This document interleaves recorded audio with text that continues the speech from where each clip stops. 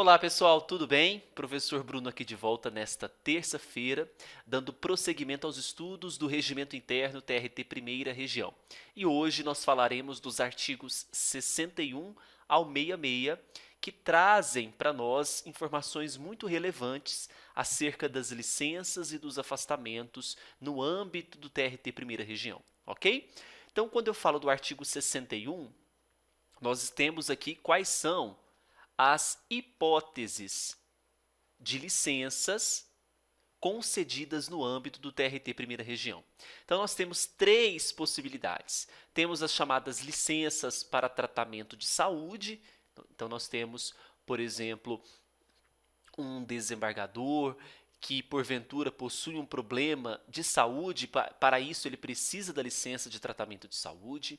Temos ainda uma licença para motivo de doença em pessoa da família e para repouso à gestante. Então, nós temos para tratamento de saúde, doença em pessoa da família. Isso aqui é interessante, não é só tratamento de saúde próprio, mas o motivo de doença, vamos imaginar uma doença grave em algum membro da família, ou também para repouso à gestante. Olha só o que prevê o parágrafo único.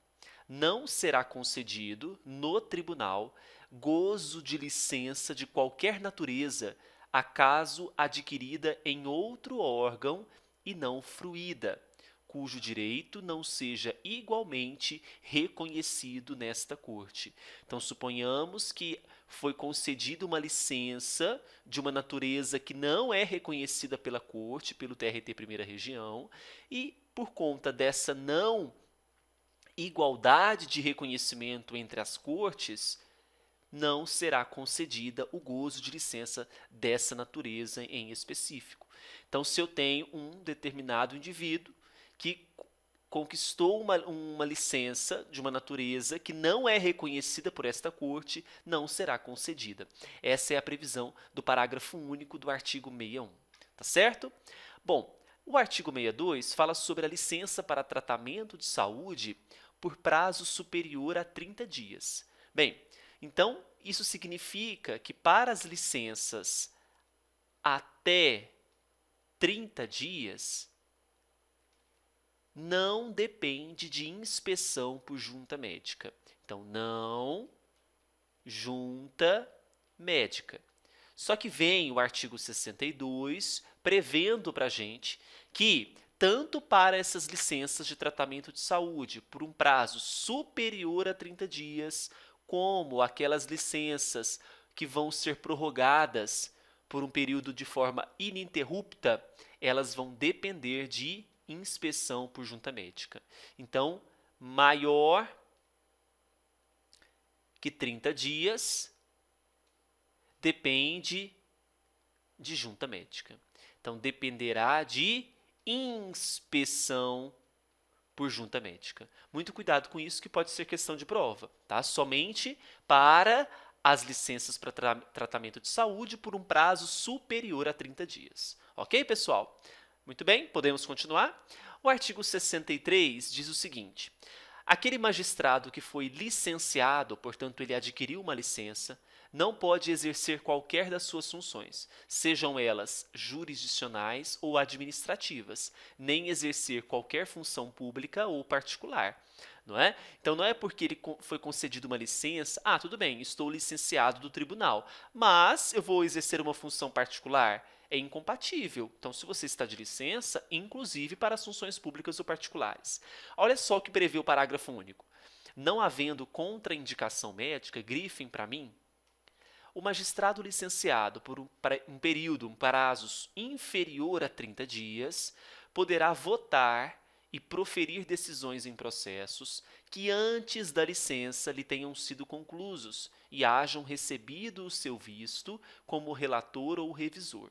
Então, enquanto o artigo 63 tem a nossa regra de não exercício de qualquer das funções, sejam elas jurisdicionais ou administrativas, ou função pública ou particular, se eu estou me referindo a uma licença inferior a 30 dias e a esse magistrado foi conferido a ele um processo antes da licença e ele era relator ou revisor, portanto, ele vistou como relator ou revisor, ele poderá, portanto, votar e proferir decisões, exceto se houver contraindicação médica. Então, por isso que essas informações que nós grifamos aqui são importantes, tá certo?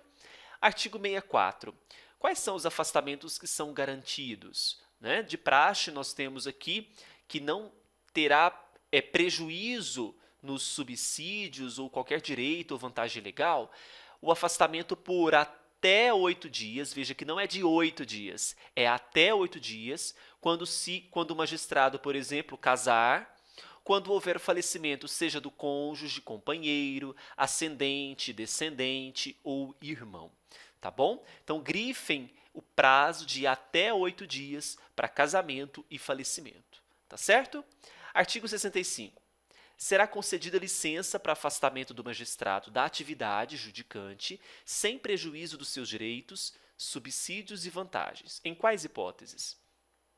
Frequência a cursos de aperfeiçoamento e estudos, na forma de regulamentação desta Corte, cabendo ao órgão especial examinar o pedido de afastamento após ouvida a Corregedoria Regional.